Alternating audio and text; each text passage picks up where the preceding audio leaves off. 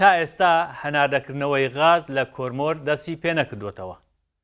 بەیانی ئەمڕۆ چەند تانکەرێک لە دەوروبەری کێڵگەی غازی کۆرمۆر لە قەزای چەمچەماڵ بینران.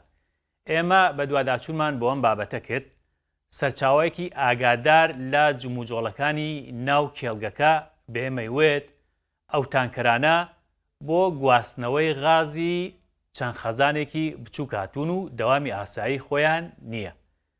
وتیشی سیستەمی هەناردەکردنەوەی غاز لە کێڵگەکە تا ئێستا دەست بەکار نەبووتەوە و پرۆسەکە کاتیە و دەوەستێتەوە.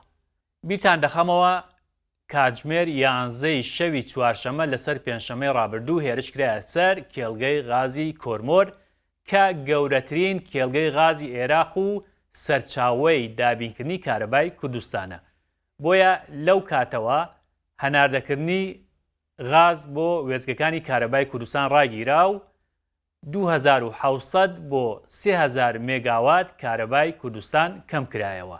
تا ئەم ساتەوەختەی کە من قسەتان لەگەڵاکەم هاوڵاتیانی کوردستان 6 بۆ 8 سعات کارەبای نیشتمانیان هەیە.